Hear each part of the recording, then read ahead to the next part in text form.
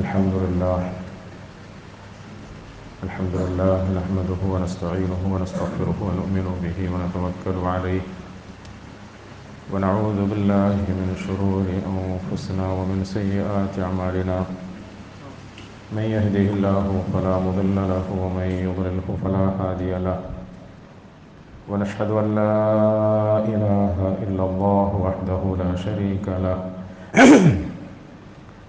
ونشهد أن محمدًا عبده ورسوله أرسله بالهدى ودين الحق ليظهره على الدين كله ولو كره المشركون صلى الله على سيدنا محمد وعلى آله وأصحابه وبارك وسلم تسليما كثيرا أما بعد فيا أيها الناس أوصيكم عباد الله ونفسي أولا بتقوى الله فقد قال الله سبحانه وتعالى يا أيها الذين آمنوا اتقوا الله حق تقاته ولا تموتن إلا وأنتم مسلمون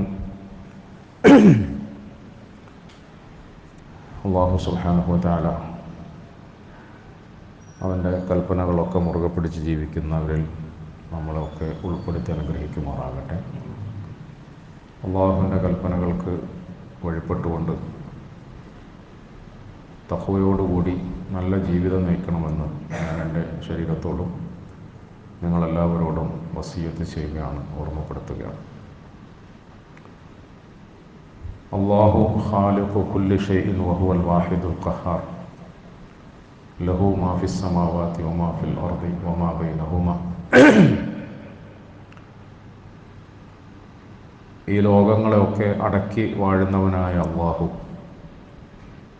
അവനാണ് ആകാശഭൂമികളുടെ സൃഷ്ടാവ്, നിയന്താവ്, പരിപാലകൻ. അല്ലാഹു വാഹിദുൽ ഖഹാറാണ്. അവൻ്റെ സ്വന്തം ഇഷ്ടപ്രകാരം ഇച്ഛിക്കുന്ന എല്ലാ കാര്യങ്ങളെയും നടപ്പിൽ വരുത്താൻ പ്രാപ്തനാണ്, കഴിവുള്ളവനാണ്. അല്ലാഹു സുബ്ഹാനഹു വ തആല അപ്രകാരം കഴിവുള്ളവനായത് നമ്മുടെ ആരുടെയും ഓശാരം കൊണ്ടല്ല, ഔദാര്യം കൊണ്ടല്ല, അനുകൂലമായ വോട്ടുകൊണ്ടുമല്ല. മറിച്ച് അല്ലാഹു അവനാണ് ഈ വസ്തുവകകളെയൊക്കെ സൃഷ്ടിച്ചത്, പരിപാലിക്കുന്നത്, പോറ്റി വളർത്തുന്നത്. അല്ലാഹു ആണ് ഈ സൃഷ്ടിജാലങ്ങളുടെയൊക്കെ പരിപാലകൻ, സൃഷ്ടാവ്, നിയന്താവ്. അതുകൊണ്ട് തന്നെ ആകാശഭൂമികളിൽ എവിടെയും എന്തും സംഭവിക്കുന്നത് അവൻ്റെ നിശ്ചയപ്രകാരം മാത്രമാണ്, അവൻ്റെ ഇറാദത്ത് കൊണ്ടും മഷിയത്ത് കൊണ്ടും മാത്രമാണ്. വഇൻദഹു മഫാത്തിഹുൽ ഗൈബി ലാ യഅലമുഹാ ഇല്ലാഹു വയഅലമു മാ ഫിൽ ബർരി വൽ ബഹരി വമാ തസ്ഖുതു മിൻ വറഖത്തിൻ ഇല്ലാ യഅലമുഹാ വലാ ഹബ്ബത്തിൻ ഫി ദുലുമാത്തിൻ വലാ ഫിൽ അർദ് വലാ റതബിൻ വലാ യാബിസിൻ വഇൻദഹു മഫാത്തിഹുൽ ഗൈബി ലാ യഅലമുഹാ ഇല്ലാഹു. എല്ലാ രഹസ്യ ഖജാനകളുടെയും താക്കോല് അവൻ്റെ കയ്യിലാണ്, അതിൻ്റെ പരമാധികാരം അവൻ്റെ കയ്യിലാണ്. അവൻ അറിയാതെ ഭൂമിയിൽ ഒന്നും സംഭവിക്കുന്നില്ല. ലാ യഅലമുഹാ ഇല്ലാഹു, എല്ലാം അല്ലാഹു മാത്രം അറിയുകയും അവൻ മാത്രം അറിഞ്ഞുകൊണ്ടെല്ലാം ചെയ്യുകയും ചെയ്യുന്നു. മാ തസ്ഖുതു മിൻ വറഖത്തിൻ ഇല്ലാ യഅലമുഹാ. പരിശുദ്ധ ഖുർആനിൽ അല്ലാഹു പറഞ്ഞ വചനം വിശ്വാസികളായ നമ്മളൊക്കെ കൃത്യമായി ശ്രദ്ധിക്കണം. മാ തസ്ഖുതു മിൻ വറഖത്തിൻ ഇല്ലാ യഅലമുഹാ. ഭൂമിയിൽ എവിടെയെങ്കിലും ഒരു വൃക്ഷത്തിൽ നിന്നും ഒരു ഉണങ്ങിയ ഇലയോ അതല്ലെങ്കിൽ പച്ച ഇലയോ ഭൂമിയിലേക്ക് കൊഴിഞ്ഞു വീഴുമ്പോൾ അള്ളാഹുവിൻ്റെ ഗ്രന്ഥത്തിൽ അത് രേഖപ്പെടുത്തിയിട്ടല്ലാതെ അങ്ങനെ സംഭവിക്കുന്നില്ല എന്ന് പറയും. ഭൂമി നമ്മുടെ അറിവിൽ വളരെ വലുതായിട്ടാണ് തോന്നുന്നത്. ഈ വലിയ ഭൂമിയുടെ ഒരുപാട് ഭാഗങ്ങൾ, വലിയ ഭാഗങ്ങൾ ഇന്നും നമ്മളാരും കണ്ടിട്ടില്ല. വനാന്തരങ്ങളിൽ, നമ്മളുടെ ദൃഷ്ടിയെത്താത്തിടങ്ങളിൽ, പുതിയ മനുഷ്യൻ്റെ ടെക്നോളജിയുടെ വികസനം കൊണ്ട് അവിടങ്ങളിൽ നിന്നൊക്കെ രഹസ്യമായി ചിത്രങ്ങൾ ഒപ്പിയെടുക്കാൻ വേണ്ടിയിട്ട് അവൻ ഏർപ്പെടുത്തിയിരിക്കുന്ന സംവിധാനങ്ങൾക്ക് പോലും ചെന്നെത്താൻ കഴിയാത്തത്ര വിദൂരതയിൽ വനാന്തരങ്ങളിൽ ഏതെങ്കിലും ഒരു വൃക്ഷത്തിൻ്റെ കൊമ്പിൽ നിന്നും ഒരു പഴുത്ത ഇലയോ ഉണങ്ങിയ ഇലയോ പച്ച ഇലയോ ഭൂമിയിലേക്ക് കൊഴിഞ്ഞു വീഴുന്നുവെങ്കിൽ അത് അള്ളാഹുവിൻ്റെ കിതാബിൽ ഗ്രന്ഥത്തിൽ മുൻകൂട്ടി എഴുതി രേഖപ്പെടുത്തിയിട്ടല്ലാതെ സംഭവിക്കുകയില്ല എന്ന് അള്ളാഹു പറയും. ഭൂമിയുടെയും വനങ്ങളുടെയും ഒക്കെ അവസ്ഥ ഇതാണെങ്കിൽ അതിൻ്റെ അപ്പുറത്തേക്ക് പ്രിയപ്പെട്ടവരെ, നമ്മുടെ ആരുടെയും കണ്ണെത്താത്തത്ര ദൂരത്തിൽ അനന്തമായ നിലയിൽ കിടക്കുന്ന സാഗരങ്ങളുണ്ട്, സമുദ്രങ്ങളുണ്ട്, ആഴിക്കടലുകളുണ്ട്. അവിടങ്ങളിൽ എന്തൊക്കെ സംഭവിക്കുന്നുവെന്ന് അള്ളാഹു അല്ലാതെ വേറെ ആരും അറിയുന്നില്ല. അവിടെ കോടാനകോടി ജന്തുജാലങ്ങൾ സുഖമായി ജീവിക്കുന്നു, വിഹരിക്കുന്നു. അവർ ആഹരിക്കുന്നു, അന്തിയുറങ്ങുന്നു, ഇണചേരുന്നു, പ്രത്യുൽപാദനം നടത്തുന്നു, പുതിയ തലമുറകൾക്ക് ജന്മം കൊടുക്കുന്നു. അവർ ആരുടെയും ഉപദ്രവങ്ങളില്ലാതെ, പ്രയാസങ്ങളില്ലാതെ, ഏറ്റുമുട്ടലുകളില്ലാതെ, സംഘർഷങ്ങളില്ലാതെ സുഖമായി ജീവിക്കുന്നു. പ്രിയപ്പെട്ടവരെ, ഇതും നിയന്ത്രിക്കുന്നവൻ, സൗകര്യപ്പെടുത്തി കൊടുക്കുന്നവൻ അള്ളാഹുവാണ്. ആകാശഭൂമികളിലുള്ള സർവത്തിൻ്റെയും സംവിധായകനായ, സൃഷ്ടാവായ, പരിപാലകനായ, റബ്ബുൽ ആലമീനായ അള്ളാഹുവാണ് ഇതിനെല്ലാം സൃഷ്ടിക്കുന്നത്, സംരക്ഷിക്കുന്നത്, പരിപാലിക്കുന്നത്, നിയന്ത്രിക്കുന്നത്.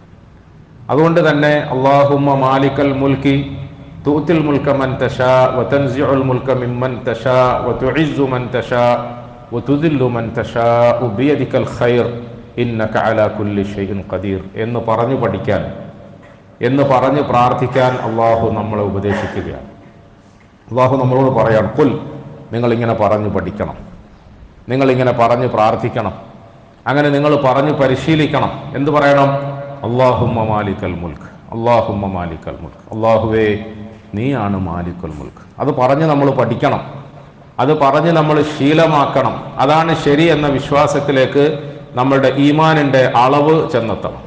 അതിനാണ് യഖീൻ എന്ന് പറയുന്നത്. അള്ളാഹുവേ മാലിക്കൽ മുൽക്കായ അള്ളാഹുവേ, രാജാതിരാജനായ അള്ളാഹുവേ, രാജാക്കന്മാരുടെ ഉള്ളകങ്ങളെ നിയന്ത്രിക്കുന്നവനായ അള്ളാഹുവേ, സൃഷ്ടിജാലങ്ങളുടെ നന്മതിന്മകളെ നിശ്ചയിക്കുന്നവനായ അള്ളാഹുവേ, ഖൈറും ഷർറും ഞങ്ങൾക്ക് വേണ്ടി നൽകുന്നവനായ അള്ളാഹുവേ, മാലിക്കൽ മുൽക്ക് തുഅ്തിൽ മുൽക മൻ തശാ, നീ ഇഷ്ടപ്പെടുന്നവർക്ക് നന്മകൾ നൽകുന്നത്, അധികാരം നൽകുന്നത്, പവർ നൽകുന്നത്, പദവി നൽകുന്നത്, ഇതൊക്കെ നീയാണ് നൽകുന്നത്. തുഅ്തിൽ മുൽക മൻ തശാ വതൻസിഉൽ മുൽക മിമ്മൻ തശാ വതൻസിഉൽ മുൽക മിമ്മൻ തശാ, നീ ഇഷ്ടപ്പെടുന്നവരിൽ നിന്നും നീ ഇഷ്ടപ്പെടുമ്പോൾ അധികാരത്തെ തിരിച്ചു പിടിക്കുകയും ചെയ്യുന്നതാണ്. നീ ഇഷ്ടപ്പെടുമ്പോൾ ചില ആളുകൾക്ക് ബാഹ്യമായ നിലയിൽ ഒരർഹതയുമില്ലാത്ത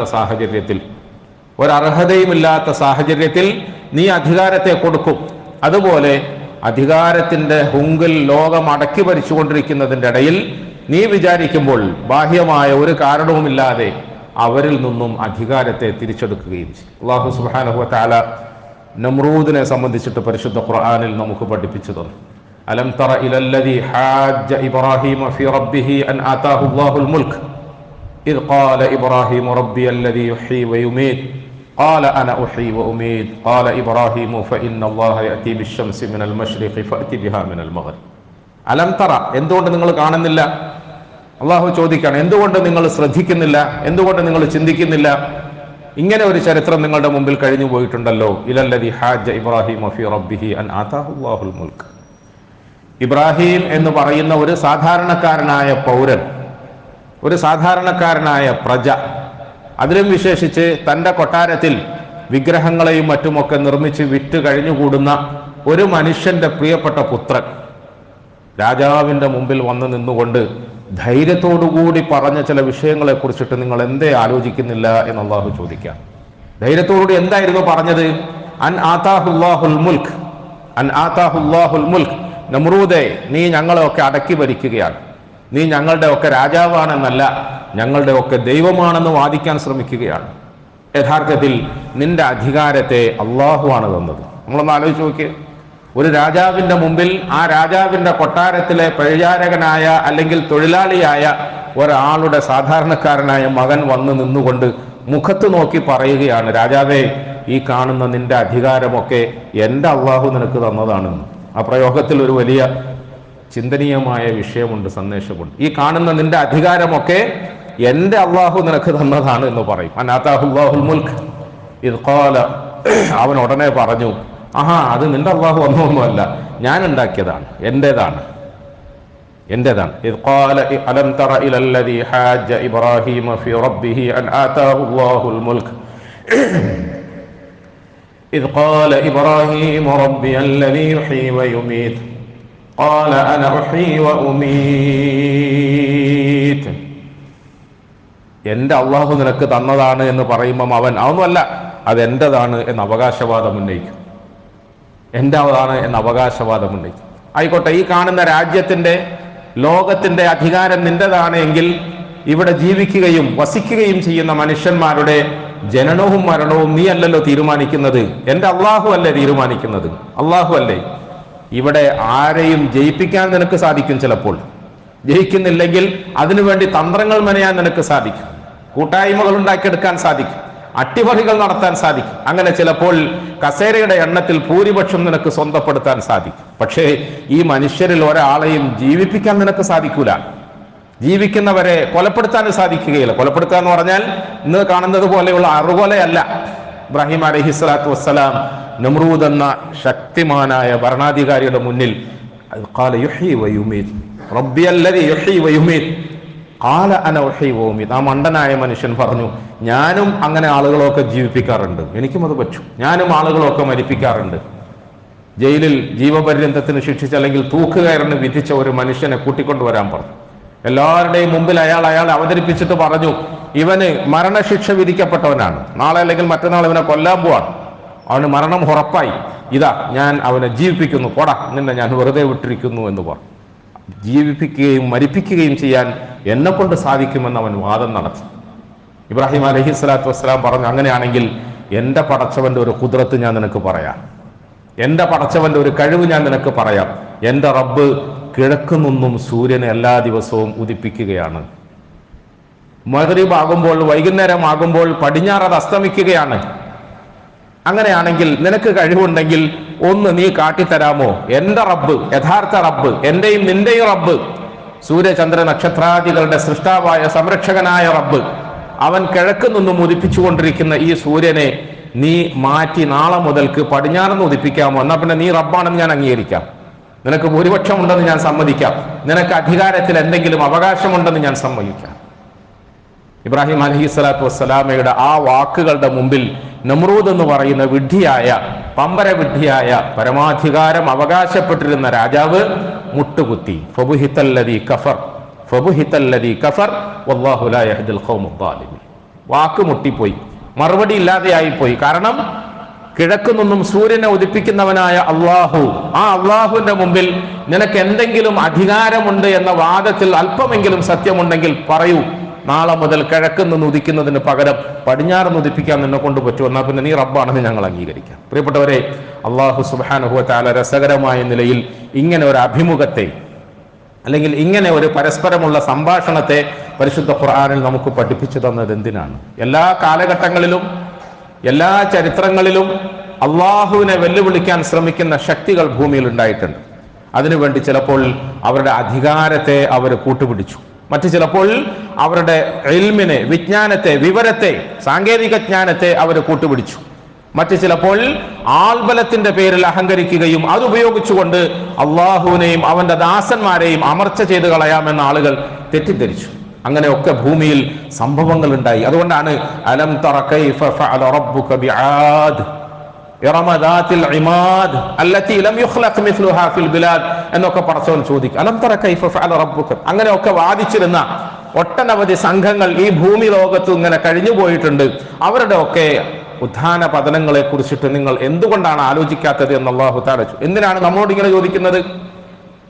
ആദ് എന്ന് പറയുന്ന ഒരു വിഭാഗം, സമൂദ് എന്ന് പറയുന്ന ഒരു വിഭാഗം, ഫറോവ എന്ന് പറയുന്ന ഒരു പറ്റം അഹങ്കാരികൾ, നമ്രൂദിയൻ സാമ്രാജ്യത്വ ശക്തികൾ, ഇങ്ങനെ എണ്ണി എണ്ണി ഖുർആനിൽ അല്ലാഹു സുബ്ഹാനഹു വ തആല പറയുന്ന വമ്പന്മാരുടെ, വീരന്മാരുടെ, എന്നാൽ പമ്പര വിഡ്ഢികളായ ആളുകളുടെ ഒക്കെ പതനങ്ങളെ കുറിച്ച് പറച്ചോ നമുക്ക് പഠിപ്പിച്ചു തരികയാണ്. അതിന്റെ മുമ്പിൽ പിടിച്ചു നിൽക്കുകയും വിജയിക്കുകയും ചെയ്ത തൗഹീദിന്റെ വക്താക്കളായ സാധാരണക്കാരായ ആളുകളെയും അള്ളാഹു നമുക്ക് പഠിപ്പിച്ചു തരാം. ഫറോവയുടെ മുമ്പിൽ മഹാനായ മൂസ അലൈഹിസ്സലാത്തു വസ്സലാമെ അള്ളാഹു നിർത്തി തരികയും അതിലൂടെ നമുക്ക് ഒട്ടനവധി പാഠങ്ങൾ പഠിപ്പിക്കുകയും ചെയ്തു. പരിശുദ്ധ ഖുർആൻ നമ്മൾ നിവർത്തി വായിക്കുമ്പോൾ നമുക്ക് തന്നെ ചിലപ്പോൾ അത്ഭുതം തോന്നാറുണ്ട്. ഒരു സൂറത്തിൽ അല്ലാഹു തആല കാര്യപ്പെട്ട വിഷയങ്ങളൊക്കെ പറഞ്ഞ് ആ സൂറത്ത് അവസാനിപ്പിച്ചു. വളരെ പ്രമാദമായ മറ്റൊരു പ്രമേയത്തിലൂടെ പുതിയൊരു അധ്യായത്തിന് തുടക്കം കുറിച്ചിട്ട് ആരംഭത്തിൽ ചില്ലറ വാക്കുകളും വരികളും വിഷയങ്ങളും സന്ദേശങ്ങളും ഒക്കെ നമ്മൾ ഓതിക്കൽപ്പിച്ചിട്ട് ഉടനെ അള്ളാഹു എന്തേ നിങ്ങൾ മൂസയിലേക്ക് പോകാത്തതെന്ന് നമ്മളോട് ചോദിക്കുകയാണ്. വീണ്ടും മൂസ അലൈഹിസ്സലാത്തു വസ്സലാം. മൂസയുടെയും ഫറോവയുടെയും ചരിത്രത്തെ അള്ളാഹു തആല വീണ്ടും നമ്മളെ പഠിപ്പിക്കുകയാണ്. ഭൂമി ലോകത്തെ അനറബ്ബുക്കുമുൽ അഅല എന്ന് പറയാനും മാത്രം അഹങ്കാരിയായിരുന്ന ഒരു പമ്പര വിഡ്ഢി, ഞാനാണ് ഏറ്റവും വലിയ ദൈവം എന്ന് വാദിക്കാനും മാത്രം വിഡ്ഢിത്വത്തിന്റെ പരമോന്നതിയിൽ നിന്നുള്ള ഒരാള്, അയാളുടെ സാമ്രാജ്യത്തെ ശക്തിയുടെ ആധിപത്യത്തിന്റെ ആൾബലത്തിന്റെ ഘനത്തിലും അഹങ്കാരത്തിലും ഞാനാണ് ദൈവം എന്ന് വാദിച്ചു. അതുകൊണ്ട് ഭൂമിയിൽ ഞാൻ ഇഷ്ടപ്പെടുന്നവർ മാത്രമേ ജനിക്കാവൂ എന്നവൻ തീരുമാനിച്ചു. ഭൂമിയിൽ ഒരാൺകുട്ടി ജനിക്കരുത് എന്ന തീരുമാനത്തിന്റെ അടിസ്ഥാനത്തിൽ ആയിരക്കണക്കിന് പതിനായിരക്കണക്കിന് ആൺകുഞ്ഞുങ്ങളെ സാധുക്കളായ നിരപരാധികളായ ആൺകുഞ്ഞുങ്ങളെ ജീവനോടെ കൊന്നൊടുക്കി തന്റെ അധികാരം നിലനിർത്താൻ വേണ്ടി, തന്റെ ഈ പവർ നിലനിർത്താൻ വേണ്ടി. പ്രിയപ്പെട്ടവരെ, അല്ലാഹു സുബ്ഹാനഹു വ തആല മൂസ അലൈഹിസ്സലാമയുടെ ചരിത്രം വീണ്ടും നമ്മൾ ഓർമ്മിപ്പിക്കുന്നത് ഒരു ശക്തി അല്ലെങ്കിൽ ഒരു സാമ്രാജ്യം മുഴുവനും അവരുടെ അധികാരം ഉപയോഗിച്ചുകൊണ്ട് ഭൂമിയിൽ ഒരാൺകുഞ്ഞ് പിറക്കരുത് എന്ന് തീരുമാനിക്കുകയും അതിനായി നിയമ നടപടികൾ സ്വീകരിക്കുകയും വിപ്ലവങ്ങൾ ഉണ്ടാക്കുകയും ചെയ്തു. വിപ്ലവങ്ങളാണ്, അല്ലാതെ ന്യായങ്ങളല്ല. വിപ്ലവങ്ങൾ ഉണ്ടാക്കുന്നു, കുഴപ്പങ്ങൾ ഉണ്ടാക്കുന്നു. ആ കുഴപ്പങ്ങൾക്ക് നിയമത്തിന്റെ പിൻബലം നൽകാൻ ശ്രമിക്കുന്നു. ആളുകളെ കൊണ്ട് അതിനൊക്കെ കൈയടിപ്പിക്കുകയും ചെയ്യാൻ ശ്രമിക്കുന്നു. യുദബ്ബിഹൂന അബ്നാഅഹും വയസ്തഹ്യൂന നിസാഅഹും. അക്രമങ്ങൾ കാണിക്കുന്നവർ, അഹങ്കാരത്തോടുകൂടി അറുകൊല ചെയ്യുന്നവർ ഇവിടെ നല്ല ആളുകളായി ചമയുന്നു. അവർക്ക് ആളുകൾ വോട്ട് കൊടുക്കുന്നു, കയ്യടി കൊടുക്കുന്നു, പിന്തുണ പ്രഖ്യാപിക്കുന്നു. കാരണം അങ്ങനെ പിന്തുണ പ്രഖ്യാപിച്ചിട്ടില്ലെങ്കിൽ, കയ്യടി കൊടുത്തിട്ടില്ലെങ്കിൽ, വോട്ട് കൊടുത്തിട്ടില്ലെങ്കിൽ അവരുടെ കാര്യത്തിലും അപകടം മണക്കും. അവരെ ചിലപ്പോൾ ജയിലിലടച്ചെന്ന് വരും, മറ്റു ചിലപ്പോൾ തൂക്കുകയറി വിധിച്ചെന്ന് വരും, മറ്റു ചിലപ്പോൾ മറ്റു പലതിലും കുടുക്കി അവരെ ഇല്ലായ്മ ചെയ്തെന്ന് വരും. പ്രിയപ്പെട്ടവരെ, അതുകൊണ്ട് ആളുകൾ ഭയന്ന് വോട്ട് കൊടുക്കുകയാണ്. പ്രിയപ്പെട്ടവരെ, മുഹമ്മദ് മുസ്തഫ സല്ലല്ലാഹു അലൈഹി വസല്ലമ തങ്ങൾക്ക് ഈ ചരിത്രങ്ങളൊക്കെ അള്ളാഹു വീണ്ടും ഓതി കേൾപ്പിക്കുന്നത്. അല്ലാഹു സുബ്ഹാനഹു വ തആല അല്ലദീന ഖാല ലഹുമുൻ നാസു ഇന്നന്നാസ ഖദ് ജമഉ ലക്കും ഫഖ്ശൗഹും ഫസാദഹും ഈമാന. ഈ ചരിത്രങ്ങളെല്ലാം 13 വർഷക്കാലം മക്കയുടെ പ്രതികൂലമായ സാഹചര്യത്തിൽ മുഹമ്മദ് മുസ്തഫ സല്ലല്ലാഹു അലൈഹി വസല്ലമ തങ്ങൾക്കും തങ്ങളുടെ പ്രിയപ്പെട്ട സഹാബത്തിനും അല്ലാഹു തആല ആവർത്തിച്ച് ഇങ്ങനെ ഓതിക്കേൾപ്പിച്ചു കൊടുത്തു. 13 വർഷക്കാലം മക്കയുടെ ജീവിതത്തിൽ അവതരിച്ച വിശുദ്ധ ഖുർആനിന്റെ വാക്കുകൾ നമ്മൾ പരിശോധിച്ചാൽ അതിൽ ആദ്യാവസാനം ഈമാനാണ്, തൗഹീദാണ്. ഈമാനും തൗഹീദുമാണ് അല്ലാഹു തആല നമ്മളെ പറഞ്ഞു പഠിപ്പിച്ചത്, നമ്മുടെ റസൂലിനെയും സഹാബത്തിനെയും പറഞ്ഞു പഠിപ്പിച്ചത്. നമ്മളൊക്കെ സാധാരണ പറയാറുള്ളത് പോലെ അന്ന് ഇബാദത്തുകളൊന്നുമില്ല, നിസ്കാരമില്ല, നോമ്പില്ല, സക്കാത്തില്ല, ഹജ്ജില്ല, അങ്ങനത്തെ കർമ്മങ്ങളൊന്നുമില്ല. പിന്നെ അവിടെ ആകെ ഉണ്ടായിരുന്നത് ഈ തൗഹീദ് ഉള്ളക തൂട്ടി ഉറപ്പിക്കുക എന്നുള്ളതായിരുന്നു. നബിമാരുടെ സംഭവങ്ങൾ പറഞ്ഞിട്ടും മുൻഗാമികളായ ആളുകളുടെ ത്യാഗങ്ങൾ പറഞ്ഞിട്ടും അവരുടെ ജീവിതത്തിൽ അവർ അഭിമുഖീകരിക്കേണ്ടി വന്നിട്ടുള്ള ഭയാനകമായ സംഭവഗാഥകളെ പറഞ്ഞിട്ടും മഹാനായ റസൂൽ സല്ലല്ലാഹു അലൈഹി വസല്ലമ തങ്ങളുടെയും സഹാബത്തിന്റെയും ഈമാനിനെ ശക്തിപ്പെടുത്തുകയായിരുന്നു 10-13 വർഷക്കാലം മക്കയുടെ ജീവിതത്തിൽ. ഹിജ്റത്തിന് ശേഷം മദീനയിൽ എത്തിയപ്പോഴാണ് അല്ലാഹു തആല ഒന്നിനു പിറകെ ഓരോരോ നിയമങ്ങൾ അവതരിപ്പിച്ചത്. അതുകൊണ്ട് തന്നെ പ്രിയപ്പെട്ടവരെ, മക്കയിൽ നിന്നും ഒന്നുമില്ലാത്തവരായി നമ്മുടെ ഭാഷയിൽ പറഞ്ഞാൽ നാട് വിട്ട് ഓടിപ്പോകാൻ നിർബന്ധിതരായി. നമ്മളൊക്കെ നാട് വിട്ട് ഓടിപ്പോകേണ്ടി വരുമോ എന്ന ഒപ്രളത്തിലാണല്ലോ ഇപ്പോൾ ഉള്ളത്. ഒരു ഇലക്ഷൻ വരാൻ പോവുകയാണ്. ആ ഇലക്ഷനോടുകൂടി ഇന്ത്യ രാജ്യത്തിന്റെ ഭാവി നിർണ്ണയിക്കപ്പെടാൻ പോവുകയാണ്. ഇവിടെ ജനാധിപത്യം നിലനിൽക്കണമോ വേണ്ടയോ എന്ന് തീരുമാനിക്കാൻ പോവുകയാണ്. ഇവിടെ ഏകാധിപത്യം വരാൻ പോവുകയാണ്. എന്താ ജനാധിപത്യം, എന്താ ഏകാധിപത്യം? പ്രിയപ്പെട്ടവരെ, ഇതൊന്നും ചിന്തിക്കാതെ നമ്മളുടെ സമുദായം ഇങ്ങനെ അലസമായ നിലയിൽ ജീവിക്കുകയാണ്. ഇലക്ഷൻ, എന്ത് ഏകാധിപത്യം, എന്ത് സ്വച്ഛാധിപത്യം, എന്ത് ജനാധിപത്യം, എന്ത് ഡെമോക്രസി, എന്ത് ഇന്ത്യ, എന്ത് ഭാരതം? പ്രിയപ്പെട്ടവരെ, വളർന്നു വരുന്ന നമ്മുടെ ചെറുപ്പക്കാരുടെ തലയിൽ ഇതൊന്നുമില്ല. അതിന് പകരം ആ തലയിൽ നിന്നും അവരുടെ അവബോധത്തെ പറിച്ചെടുത്തു.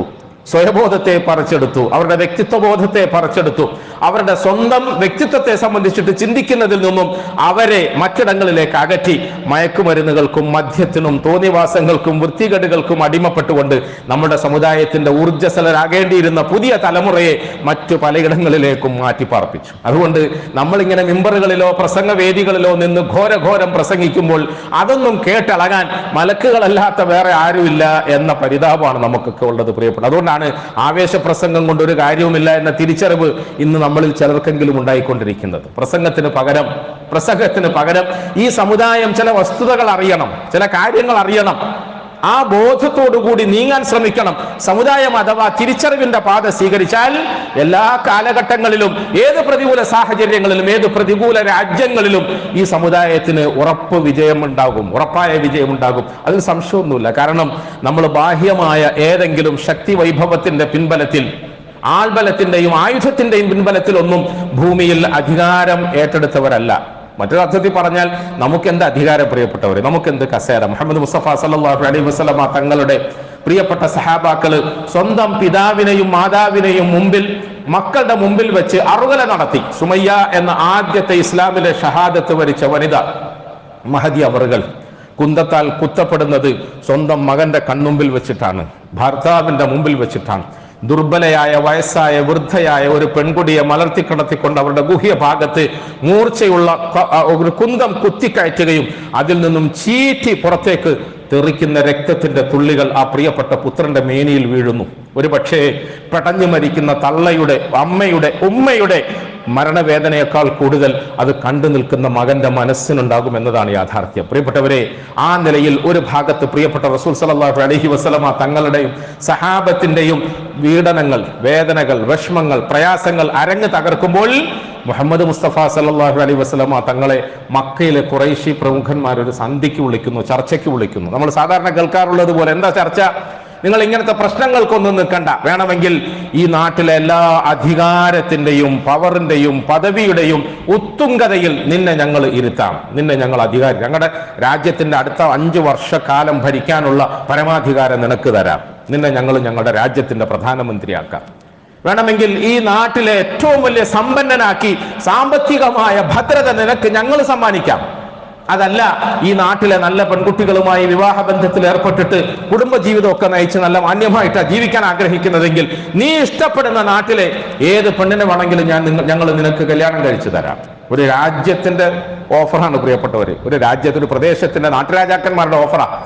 മുഹമ്മദ് മുസ്തഫ സല്ലല്ലാഹു അലൈഹി വസല്ലം ഇതൊക്കെ ശ്രദ്ധിച്ച് കേട്ടിട്ട് പറഞ്ഞു, നിങ്ങൾ എൻ്റെ വലത് കൈയിൽ സൂര്യനെയും ഇടത് കൈയിൽ ചന്ദ്രനെയും വെച്ച് തന്നാലും ശരി, ഞാൻ നിലകൊള്ളുന്ന ഈ തൗഹീദിന്റെ, സത്യത്തിന്റെ, ധർമ്മത്തിന്റെ, പോരാട്ടത്തിന്റെ മാർഗത്തിൽ നിന്നും പിന്നോട്ട് പോകാൻ ഞാൻ തയ്യാറില്ല. നിങ്ങൾ വിചാരിക്കുന്നത് പോലെ 800 ചില്ലറ കസേര ഉണ്ടാക്കി വെച്ചിട്ടുണ്ട്, അതിൽ കുറച്ച് കസേര കൂടുതൽ ഞങ്ങൾക്ക് കിട്ടിയിട്ട് ഞങ്ങൾ ജയ്ഹിന്ദ് വിളിച്ചാൽ എല്ലാമായി എന്നൊരു തെറ്റിദ്ധാരണ ഒന്നും എനിക്കില്ല. എനിക്ക് എൻ്റെ വലത് കൈയിൽ സൂര്യനെ തരികയും ഇടത് കൈയിൽ ചന്ദ്രനെ തരികയും ചെയ്യാമെന്ന് നിങ്ങൾ പറഞ്ഞാൽ പോലും ഞാൻ സത്യത്തിന്റെ പാതയിൽ നിന്നും പുറകോട്ട് പോകാൻ തയ്യാർ. നമ്മൾ ആഗ്രഹിക്കുന്നത് സത്യത്തിന്റെയും ധർമ്മത്തിന്റെയും പോരാട്ടമാണ്. ഇവിടെ സത്യം വിജയിക്കണം, ധർമ്മം വിജയിക്കണം, നീതി വിജയിക്കണം, മനുഷ്യത്വം ഉണ്ടാകണം, മനുഷ്യർക്കിടയിൽ സ്നേഹമുണ്ടാകണം, സൗഹൃദമുണ്ടാകണം.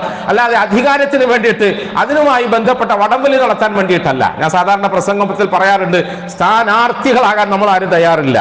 സ്ഥാനാർത്ഥികളെ, സ്ഥാനം അധികം ആർത്തി സ്ഥാനാർത്ഥി എന്നാ പറയാ. സ്ഥാനത്തോട് ആർത്തി ഉള്ളവരായി അതിനുവേണ്ടി കടിച്ചു വലിച്ചു കീറി പരസ്പരം പോരടിച്ചിട്ട് ഉള്ളതും ഇല്ലാത്തതും ഒക്കെ പറഞ്ഞ് പ്രചരിപ്പിച്ചിട്ട് എങ്ങനെങ്കിലും ഒരു കസേരയിൽ കയറിയിരിക്കുക എന്നത് മുസ്ലിമീങ്ങളുടെ മാർഗമല്ല. മുസ്ലിമീങ്ങൾക്ക് അത് വേണ്ട എന്താണ്?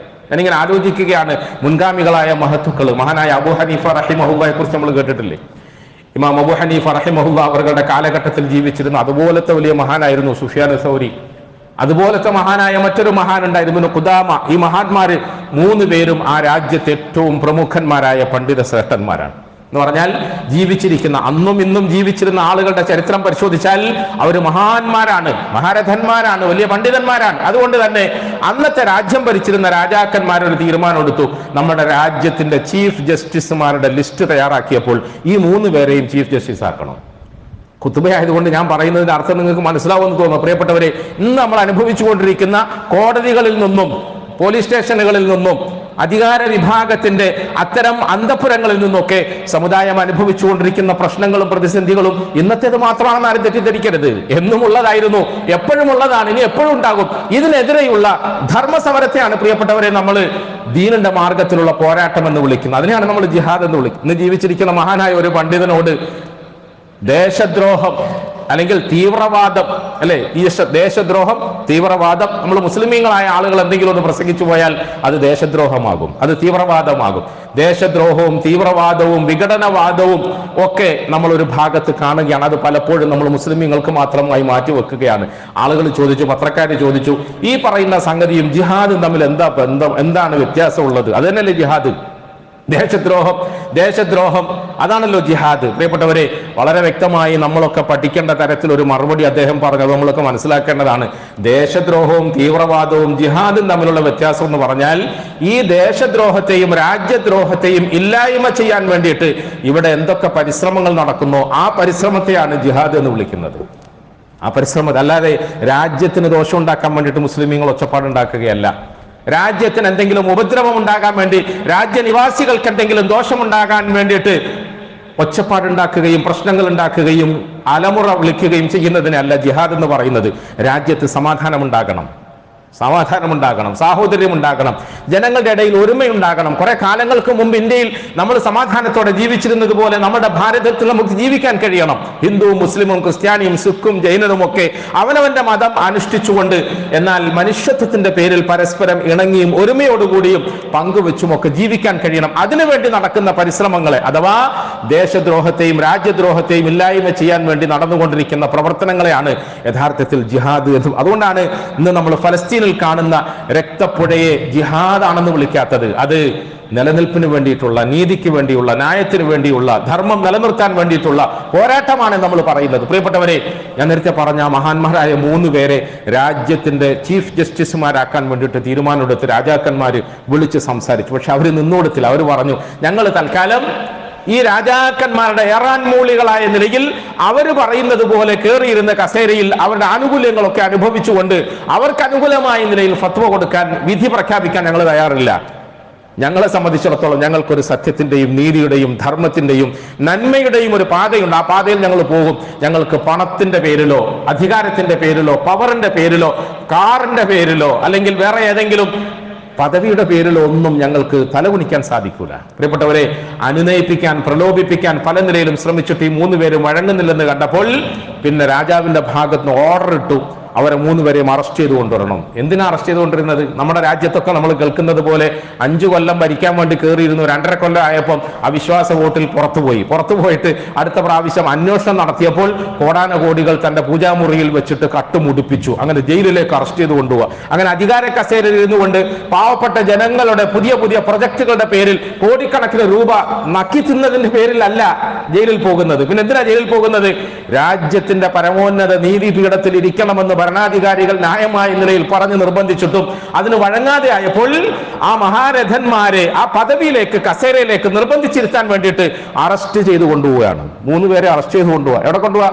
അധികാര കസേരയിൽ ഇരുത്താൻ വേണ്ടി കൊണ്ടുപോകും. അതാ ഞാൻ പറഞ്ഞത്, മുസ്ലിമീങ്ങളായ നമ്മളെ സംബന്ധിച്ചിടത്തോളം നമ്മൾ ഈ വർത്താനം പറയുമ്പോഴൊക്കെ നമ്മുടെ കണ്ണ് ഒരിക്കലും ഏതെങ്കിലും ഒരു കസേരയിലല്ല പ്രിയപ്പെട്ടവരെ. നമ്മുടെ കണ്ണ് ഇവിടെ മനുഷ്യത്വം പുലർന്നു കാണണം. സ്നേഹ സാഹോദര്യത്തോടുകൂടി രാജ്യത്ത് എല്ലാവരും ഒരുമയോടെ ജീവിക്കുന്ന നല്ല അവസ്ഥ ഉണ്ടാകണം. എല്ലാവർക്കും അവരവരുടെ അവകാശങ്ങൾ വകവെച്ചു കൊടുക്കണം. അവരവരുടെ നിലനിൽപ്പ് ചോദ്യം ചെയ്യപ്പെടാത്ത അഭിമാനത്തോടുകൂടി ജീവിക്കാൻ കഴിയുന്ന ഒരു സാഹചര്യം ഉണ്ടാകണം. അത് മാത്രമേ ഉള്ളൂ. 3 പേരെയും അറസ്റ്റ് ചെയ്ത് കൊണ്ടുപോവാ. വരുന്ന വഴിയിൽ 3-ൽ ഒരാൾ മഹാനായ സുഫിയാൻ റഹിമഹുല്ലാ അവറുകൾ തന്ത്രപരമായ നിലയിൽ പോലീസുകാരോട് പറഞ്ഞു, എനിക്ക് മൂത്രമൊഴിക്കാൻ മുട്ടുന്നു, ഞാനൊന്ന് മൂത്രമൊഴിച്ചിട്ട് വരട്ടെ എന്ന് വിളിച്ചു. നല്ലവരായ മഹാന്മാരായ പണ്ഡിതന്മാരല്ലേ, മൂത്രമൊഴിക്കാൻ ചെന്നാൽ പോയിട്ട് മൂത്രിച്ചിട്ട് പോകാന്ന് പറഞ്ഞു. അദ്ദേഹം മൂത്രമൊഴിക്കാൻ വേണ്ടി പോയി. പോലീസുകാരുടെ കണ്ണു വെട്ടിച്ചിട്ട് എവിടെയോ രക്ഷപ്പെട്ടു കളഞ്ഞു. പിടുത്തം കിട്ടിയില്ല, ഒളിച്ചുപോയി. ഞാൻ പറയുന്നത് ശ്രദ്ധിച്ച് കേൾക്കണം. മുസ്ലിമീങ്ങളുടെ മാർഗം, അവരുടെ നിലപാട്, അവരന്നും ഇന്നും എവിടെ നിൽക്കണം എന്നതിനെ കുറിച്ചിട്ട് നമുക്കൊരു അവബോധം ഉണ്ടാകണം. അദ്ദേഹം ഒളിച്ചുപോയി, പോലീസുകാരുടെ കയ്യിൽ നിന്ന് രക്ഷപ്പെട്ടു. ബാക്കി 2 പേർ അവശേഷിച്ചു. കുറച്ച് ദൂരം വന്നു. രാജാവിന്റെ മുമ്പിൽ ഈ കുറ്റവാളികളെ പോലെ അറസ്റ്റ് ചെയ്ത 2 പേരെയും ഹാജരാക്കി. 3-ൽ രണ്ടാമത്തെ ഒരു മനുഷ്യനുണ്ടല്ലോ, ഇബ്നു ഖുദാമ റഹിമഹുല്ലാ അവറുകൾ വളരെ തന്ത്രപരമായ നിലയിൽ, ബുദ്ധിപരമായ നിലയിൽ രാജാവിനെ കണ്ടുടനെ, രാജാവേ അസ്സലാമു അലൈക്കും. വലൈക്കും അസ്സലാം. എങ്ങനെയുണ്ട്? നിങ്ങളുടെ വീട്ടിലെ കോഴിയൊക്കെ മുട്ടയിടുന്നുണ്ടോ? അടയിരിക്കുന്നുണ്ടോ? കുഞ്ഞുങ്ങളൊക്കെ ഉണ്ടോ? ആടിന് പാലുണ്ടോ? ആട് പ്രസവിച്ചോ? എങ്ങനെയുണ്ട്? ആടിനൊക്കെ സുഖം തന്നെയല്ലേ? പശു എങ്ങനെയുണ്ട്? അദ്ദേഹം വളരെ തന്ത്രപരമായ നിലയിൽ ആവേശത്തോടെ ഇങ്ങനത്തെ ചോദ്യം ചോദിച്ചു. രാജാവിന് ദേഷ്യം വന്നു. ഈ മാനസിക രോഗിയായ പാഗലിനെയാണോ നമ്മുടെ രാജ്യത്തിന്റെ പരമോന്നത നീതിപീഠത്തിൽ ഇരുത്താമോ? കൊണ്ടുവിടാ, കുറഞ്ഞുകൂടാ, അയാളെ കൈകളിൽ അഴിച്ചുവിടും. വേണ്ട, അയാളെ അഴിച്ചുവിട്ടു. അയാൾ രക്ഷപ്പെട്ടു. ചിരിച്ചുകൊണ്ട് ആ മഹാനവറുകൾ രക്ഷപ്പെട്ടു ഓടി. എവിടുന്നാ ഓടുന്നത് പ്രിയപ്പെട്ടവരെ? രാജ്യത്തിന്റെ പരമോന്നത നീതിപീഠത്തിൽ ചീഫ് ജസ്റ്റിസ് ആയിട്ട് ഇരിക്കാനുള്ള നിർബന്ധത്തിന് മുന്നിൽ നിന്നും ഒളിച്ചോടി രക്ഷപ്പെടുക. അദ്ദേഹം രക്ഷപ്പെട്ടു സന്തോഷത്തോടുകൂടി. മൂന്നാമതായി മഹാനായ അബൂ ഹനീഫത്തുൽ കൂഫി റഹിമഹുല്ലാ അവറുകൾ രാജാവിന്റെ മുമ്പിൽ ഹാജരാക്കപ്പെട്ടു. അദ്ദേഹം പറഞ്ഞു, ഞാൻ നിങ്ങളെ ഇത്രയേറെ നിർബന്ധിച്ചിവിടെ ഹാജരാക്കിയത് എന്തിനാണ് നിങ്ങൾക്കറിയില്ലേ? നിങ്ങളെ ഉപദ്രവിക്കാനല്ല, അപമാനിക്കാനല്ല, അപായപ്പെടുത്താനല്ല. നിങ്ങൾ നമ്മുടെ രാജ്യത്തിന്റെ പരമോന്നത നീതിപീഠത്തിൽ ചീഫ് ജസ്റ്റിസായി നിങ്ങൾ ഉപവിഷ്ടരാകണം. അത് രാജ്യത്തിന്റെ ഒരു ആവശ്യമാണ്. അദ്ദേഹം പറഞ്ഞു, അതിനുള്ള അർഹത എനിക്കില്ല, അതിനുള്ള വിജ്ഞാനം എനിക്കില്ല, വിവരം എനിക്കില്ല, നീതിബോധമില്ല. ഞാൻ പിന്നെ എങ്ങനെയാണ് ഞാൻ അങ്ങനത്തെ ഒരു അധികാര കസേരയിൽ വന്നിരിക്കുക? രാജാവ് ദേഷ്യം പിടിച്ചിട്ട് പറഞ്ഞു, നിങ്ങൾ കളവാണ് പറയുന്നത്. ഇന്ന് ജീവിച്ചിരിക്കുന്ന മനുഷ്യരുടെ കൂട്ടത്തിൽ ഏറ്റവും വലിയ പണ്ഡിതൻ നിങ്ങളാണ്. നിങ്ങൾ പരസ്യമായ നിലയിൽ കളവ് പറയുകയാണ് എന്ന് പറഞ്ഞു. അപ്പൊ അബൂ ഹനീഫ റഹിമഹുല്ലാ അവർ ചിരിച്ചുകൊണ്ട് പറഞ്ഞു, രാജാവേ, അങ്ങനെ ഞാൻ കളവ് പറയുകയാണ് എന്ന് നിങ്ങൾക്കൊരു അഭിപ്രായമുണ്ടെങ്കിൽ കളവ് പറയുന്ന ഒരാളെ ഒരിക്കലും ജഡ്ജിയാക്കരുത്, അതിനുള്ള യോഗ്യത എനിക്കില്ല, എന്നെ നിങ്ങൾ പിരിച്ചുവിടണം എന്ന് പറഞ്ഞു. കളവ് പറയുന്നവനെ ഒരിക്കലും ജഡ്ജിയാക്കാൻ പറ്റൂലല്ലോ എന്ന് പറഞ്ഞു. ദേഷ്യം പിടിച്ചുകൊണ്ട് രാജാവ് പറഞ്ഞു, ഇയാളെ ജഡ്ജിയാക്കുന്നതിന് പകരം ജയിലിൽ അടയ്ക്കുക എന്ന് പറഞ്ഞു. ജയിലിൽ അടച്ചു. നിങ്ങളൊക്കെ അറിയുമോ, 4 മദ്ഹബുകളിലെ പ്രമുഖമായ മദ്ഹബിന്റെ പണ്ഡിതനായ ഇമാം അബൂ ഹനീഫത്തുൽ കൂഫി റഹിമഹുല്ലാ അവറുകൾ ആ ജയിലിൽ കിടന്നു കുറച്ചു കാലം. അദ്ദേഹത്തിന്റെ ജനാസ, മയ്യത്ത് അതേ ജയിലിൽ നിന്നും പുറത്തേക്ക് കൊണ്ടുവന്നു. പിന്നെ മരിച്ചിട്ടാണ് പുറത്തേക്ക് കൊണ്ടുവന്നത്.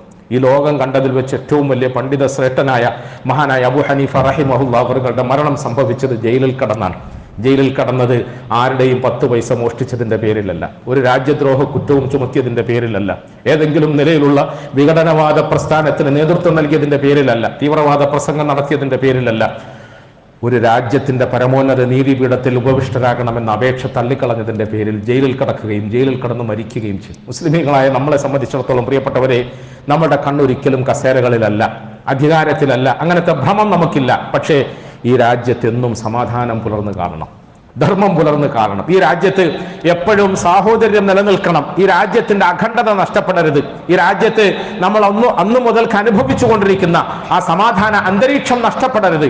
ഇന്നത്തെ പുതിയ വർത്തമാന കാലഘട്ടത്തിന്റെ അവസ്ഥാന്തരങ്ങൾ പരിശോധിച്ചു നോക്കുമ്പോൾ അതിന് വിഘ്നം സൃഷ്ടിക്കുന്ന തരത്തിൽ പല ദുരുപയോഗങ്ങളും നടന്നുകൊണ്ടിരിക്കുകയാണ്. പലതരത്തിലുള്ള വഴിമാറി സഞ്ചരിക്കലും സംഭവിച്ചു കൊണ്ടിരിക്കുകയാണ്. ഈ സാഹചര്യത്തിൽ മുസ്ലിമീങ്ങളായ നമ്മളെ സംബന്ധിച്ചിടത്തോളം വലിയ ബാധ്യതകളുണ്ട്, വലിയ ഉത്തരവാദിത്തങ്ങളുണ്ട്. നമുക്ക് കിട്ടിയ ഒരു അവസരം ഉപയോഗപ്പെടുത്തിക്കൊണ്ട് മിമ്പറിൽ കുറച്ച് സമയം കൂട്ടിയിരുത്തി പ്രസംഗിച്ചിട്ടങ്ങ് പിരിഞ്ഞു പോയാൽ ഈ ഉത്തരവാദിത്തം തീരുവൊന്നുമില്ല. ഞാൻ കുറച്ച് മുമ്പേ ഇങ്ങനെ ചിന്തിക്കുമ്പോൾ, ജിഹാദ് എന്ന് പറഞ്ഞാൽ മുസ്ലിമീങ്ങളായ നമ്മളെ സംബന്ധിച്ചിടത്തോളം അടുത്ത വെള്ളിയാഴ്ച ദിവസം ഒരു വലിയ ജിഹാദാണ്. അടുത്ത വെള്ളിയാഴ്ച ദിവസം ഇന്ത്യ രാജ്യത്തിന്റെ അടുത്ത 5 വർഷക്കാലം ആര് ഭരിക്കണം എന്ന തീരുമാനത്തെ കൈക്കൊള്ളാനുള്ള ഒരവസരം നമുക്ക് നൽകപ്പെടുകയാണ്. ഈ അവസരത്തെ നമ്മൾ സാധാരണഗതിയിൽ ജിഹാദിന് അർത്ഥം വെക്കുമ്പോൾ പറയാറില്ലേ, മുഅദ്ദിൻമാര് ബാങ്ക് കൊണ്ട് ജിഹാദ് ചെയ്തു. മുഅദ്ദിൻമാർ ബാങ്ക് കൊണ്ടാണ് ജിഹാദ് ചെയ്യുന്നത്. ആലിമീങ്ങൾ അവരുടെ കൈകളിലെ തെളിവുകൾ ഉപയോഗിച്ചുകൊണ്ടുള്ള പ്രസംഗങ്ങളിലും വാക്കുകളിലുമാണ് അവരുടെ വാക്കുകളിലൂടെ ജിഹാദ് ചെയ്തു. എഴുത്തുകാര് അവരുടെ കലമിലൂടെ, അവരുടെ പെന്നിലൂടെ, പേനയിലൂടെ, മഷിയിലൂടെ ജിഹാദ് ചെയ്യും. അത്യാവശ്യ ഘട്ടത്തിൽ രാജ്യത്തിന് വേണ്ടി, നാടിന് വേണ്ടി, മതത്തിന് വേണ്ടി പോരാട്ടം നടത്തേണ്ടി വരുന്ന മുജാഹിദുകൾ, പോരാളികൾ ആയുധം കൊണ്ട് പോരാട്ടം നടത്തുന്നു. അതുപോലെ പ്രിയപ്പെട്ടവരെ, ഇന്ത്യ രാജ്യത്ത് അടുത്ത വെള്ളിയാഴ്ച ദിവസം അരങ്ങേറാൻ പോകുന്ന ഇലക്ഷനിൽ മുസ്ലിമീങ്ങൾ അടക്കമുള്ള രാജ്യത്തിന്റെ നിവാസികൾ ബാലറ്റ് പേപ്പറിലൂടെ ജിഹാദ് ചെയ്യുകയാണ്. ഈ രാജ്യം ആര് ഭരിക്കണം? ആര് ഭരിച്ചാലും നമുക്കെന്താ? ആര് ഭരിച്ചാലും നമുക്ക് തമ്മിൽ ഭേദം തൊമ്മനാണെന്ന് പറയാറില്ലേ? ആര് ഭരിച്ചാലും നമ്മളെ സംബന്ധിച്ചിടത്തോളം ഏകദേശം ഒരുപോലൊക്കെയാണ് റിസൾട്ട് ഉണ്ടാവുക. എന്നാലും തമ്മിൽ ഭേദം തൊമ്മൻ ആരാകണമെന്ന തീരുമാനം കൈക്കൊള്ളാനുള്ള ഒരു അവസരം നമുക്ക് നൽകപ്പെട്ടിരിക്കുക. അതുകൊണ്ട് ഇലക്ഷനിലൂടെ നമുക്ക് നൽകപ്പെട്ടിട്ടുള്ള ഈ അവകാശം നമ്മൾ നിർബന്ധമായി വിനിയോഗിക്കണം. നമുക്ക് വ്യക്തമായ ഒരു നിലപാടുണ്ടാകണം, വ്യക്തമായ ഒരു തീരുമാനമുണ്ടാകണം, നമുക്ക് വ്യക്തമായ ഒരു ചിന്തയും ആശയവും ആഗ്രഹവും ഉണ്ടാകണം. അതോടൊപ്പം നമുക്ക് പ്രാർത്ഥന ഉണ്ടാകണം, ദുആ ചെയ്യണം. നമ്മൾ രാവിലെയും രാത്രിയും ഒക്കെ നന്നായി പടച്ചവനോട് ചോദിക്കണം. ഞാൻ ആരംഭത്തിൽ പറഞ്ഞത് അതുകൊണ്ടാണ്. ഇതൊക്കെ തീരുമാനിക്കുന്നവൻ അല്ലാഹുവാണ്. ബാലറ്റ് പേപ്പറുകളിലൂടെ നമ്മൾ ഇടുന്ന ഒരു അംഗീകാരം അല്ലെങ്കിൽ സമ്മതിദായക അവകാശം അതല്ല കാര്യങ്ങളുടെ തീരുമാനത്തിന് ഹേതുവാകുന്നത് അള്ളാഹുവിന്റെ തീരുമാനമാണ്. അതുകൊണ്ട് നമ്മൾ ദുആ ചെയ്യണം, നമ്മുടെ പ്രവർത്തനങ്ങൾ നന്നാക്കണം, പരസ്പരമുള്ള ഒരുമ ഉണ്ടാക്കണം. നമ്മൾ എപ്രകാരം നല്ല അമലുകളിലൂടെ പടച്ചവനെ പ്രീതിപ്പെടുത്തുമോ, നമ്മൾ എപ്രകാരം പരസ്പരമുള്ള ഒരുമയിലൂടെ അള്ളാഹുവിന്റെ സഹായത്തെ വിളിച്ചു വരുത്തുമോ, അതിനനുസരിച്ചിട്ടായിരിക്കും രാജ്യത്തിന്റെ ഭാവിയെ സംബന്ധിച്ചിട്ടുള്ള തീരുമാനമുണ്ടാവുക എന്ന വസ്തുത നമ്മൾ മറക്കാതിരിക്കണം. അള്ളാഹു എനിക്കും നിങ്ങൾക്കും ആ ചിന്തയും അവബോധവും ഒക്കെ നൽകി അനുഗ്രഹിക്കുമാറാകട്ടെ. അള്ളാഹു തആല വരാൻ പോകുന്ന തെരഞ്ഞെടുപ്പിൽ ഇന്ത്യയിലെ മുസ്ലിമീങ്ങൾക്ക് ഇസ്സത്തുള്ള തരത്തിലുള്ള ഒരു തീരുമാനം അനുകൂലമാക്കി തരുമാറാകട്ടെ. ഇന്ത്യ രാജ്യത്ത് എന്നല്ല, രാജ്യത്തിന് പുറത്ത് ഫലസ്തീൻ പോലെയുള്ള എല്ലാ ഇടങ്ങളിലും നമ്മുടെ പ്രിയപ്പെട്ട സഹോദരി സഹോദരന്മാരെ അള്ളാഹു ഇസ്സത്തിലാക്കുമാറാകട്ടെ, സഹായിക്കുമാറാകട്ടെ. നമ്മുടെ സഹോദരി സഹോദരന്മാർ അനുഭവിച്ചുകൊണ്ടിരിക്കുന്ന എല്ലാ പീഡനങ്ങളിൽ നിന്നും വേദനകളിൽ നിന്നും അള്ളാഹു കരകയറ്റുമാറാകട്ടെ. നമുക്കെല്ലാവർക്കും ഒരുമയോടുകൂടി അള്ളാഹുവിന്റെ പാശത്തെ മുറുകെ പിടിക്കാനുള്ള ഭാഗ്യം അള്ളാഹു നമുക്ക് നൽകി അനുഗ്രഹിക്കുമാറാകട്ടെ. നമ്മുടെ ജീവിതത്തിൽ പലപ്പോഴും വന്നുപോയിട്ടുള്ള ധാർമ്മികമായ പരാജയങ്ങളെ പടച്ചവൻ തിരുത്തി തരുമാറാകട്ടെ. സ്വഭാവ ദൂഷ്യങ്ങളിൽ നിന്നും അള്ളാഹു നമ്മളെ രക്ഷപ്പെടുത്തി തരുമാറാകട്ടെ. എല്ലാവിധ ഫിത്ന ഫസാദുകളിൽ നിന്നും അള്ളാഹു നമ്മളെ രക്ഷപ്പെടുത്തി തരുമാറാകട്ടെ. അവസാനം നമ്മളെയൊക്കെ ഈമാനോടുകൂടി അള്ളാഹു മരിപ്പിക്കുമാറാകട്ടെ. വആഖിറു ദഅവാനാ അനിൽ ഹംദുലില്ലാഹി റബ്ബിൽ ആലമീൻ.